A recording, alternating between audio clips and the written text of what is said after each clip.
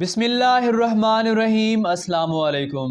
روزانہ واقعات سننے کے لیے ہمارے چینل بشر اسٹوڈیو کو سبسکرائب کریں۔ حضرت سیدنا عبد الرحمن بن عبداللہ خرائی رحمۃ اللہ تعالی علیہ سے منقول ہے، ایک مرتبہ عظیم سلطنت کے عظیم بادشاہ حضرت ذوالقرنین علیہ السلام ایک ایسی قوم کے پاس پہنچے جن کے پاس دنیاوی ساز و سامان وغیرہ کچھ بھی نہ تھا۔ انہوں نے ایک جگہ بہت سی قبریں کھودی ہوئی تھیں۔ صبح سویرے ان قبروں کے پاس جاتے، انہیں صاف کرتے اور ان کے قریب ہی نماز پڑھتے۔ یہ ان کا روز کا معمول تھا۔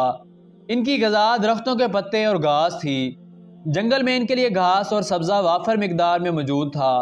وہ اسے کھا کر اور تالابوں کا پانی پی کر گزارا کرتے اور اللہ کا شکر ادا کرتے۔ حضرت سیدنا ذوالقرنین علیہ السلام نے ان کے سردار کو پیغام بھیجا کہ ہم سے آ کر ملو۔ قاصد نے بادشاہ کا پیغام دیا تو سردار نے کہا ہمیں ان سے ملنے کی کوئی حاجت نہیں۔ آپ علیہ السلام کو یہ جواب ملا تو خود سردار کے پاس گئے اور کہا میں نے تمہاری طرف پیغام بھیجا کہ ہم سے آ کر ملو، لیکن تم نے انکار کر دیا تو میں خود ہی تمہارے پاس چلا آیا۔ سردار نے کہا اگر مجھے آپ سے کوئی حاجت ہوتی تو میں ضرور آپ کے پاس آتا، نہ مجھے آپ سے کوئی حاجت تھی نہ میں آیا۔ حضرت ذوالقرنین علیہ السلام نے کہا کیا وجہ ہے میں تمہیں ایسی خستہ حالت میں دیکھ رہا ہوں کہ کسی قوم کو ایسی حالت میں نہیں دیکھا۔ سردار نے کہا آپ نے ہمیں کس حالت میں دیکھا؟ کہا تمہارے پاس دنیاوی ساز و سامان میں سے کچھ بھی نہیں، تم لوگ سونا و چاندی حاصل کر کے اس سے فائدہ کیوں نہیں اٹھاتے؟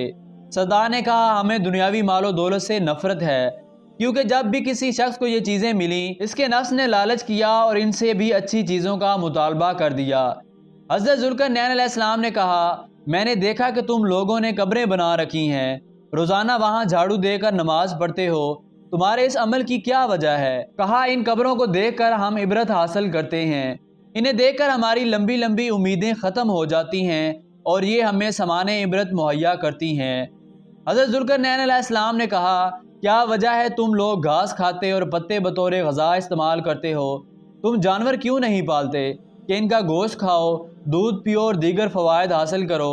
سردار نے کہا ہم وہ نہیں کہ ہمارے پیٹ ان کی قبر بنے، ہم نے زمین پر گھاس اور سبزہ دیکھا تو اس کو اپنی غذا بنا لیا۔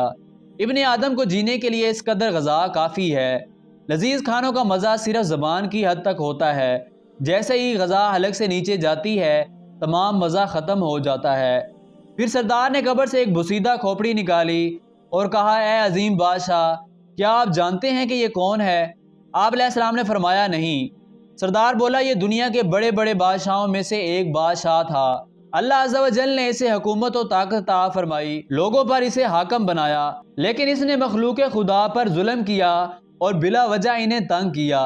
جب اس کے سرکشی بڑھی تو موت کے ذریعے اس کی گرفت ہوئی، پھر یہ پھینکے ہوئے بے جان پتھر کی طرح بے بس ہو گیا۔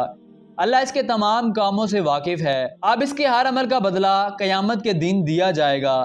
سردار نے ایک اور کھوپڑی اٹھائی اور کہا اے عظیم بادشاہ کیا آپ جانتے ہیں کہ یہ کس کی کھوپڑی ہے؟ حضرت ذوالقرنین علیہ السلام نے کہا بتاؤ یہ کون ہے؟ کہا یہ بھی ایک بادشاہ تھا، اللہ عز و جل نے اسے حکومت و بادشاہت عطا فرمائی۔ اس نے جب دیکھا کہ مجھ سے پہلے جن بادشاہوں نے ظلم و ستم سے کام لیا اور سرکشی اختیار کی وہ ذلیل و خوار ہوئے تو اس نے ان سے عبرت حاصل کی، اللہ عز و جل کی بارگاہ میں عاجزی و انکساری اختیار کی، اللہ عز و جل سے ڈرا، اپنے ملک میں عدل و انصاف قائم کیا اور شریعت کی پابندی کرتے ہوئے اس دنیا ناپائیدار سے رخصت ہو گیا۔ اللہ اس کے تمام اعمال سے باخبر ہے، وہ مالک یوم الدین بروز قیامت اسے اس کے اعمال کا بدلہ عطا فرمائے گا۔ پھر سردار نے حضرت ذوالقرنین علیہ السلام کے سر کی طرف اشارہ کرتے ہوئے کہا یہ بھی ان دونوں کھوپڑیوں کی طرح ہے۔ اے ہمارے عظیم بادشاہ غور فرما لیں کہ آپ کا عمل اپنی رائے کے ساتھ کیسا ہے۔ آپ نے جب اس سردار کی فکر آخرت سے مملو یعنی حکیمانہ گفتگو سنی تو کہا کیا تم میرے ساتھ رہنا پسند کرو گے؟ میں تمہیں اپنا وزیر بناؤں گا، میرے تمام معاملات میں تم میرے ساتھ رہو گے، جو مال و دولت میرے پاس ہے اس میں تم میرے برابر کے شریک رہو گے۔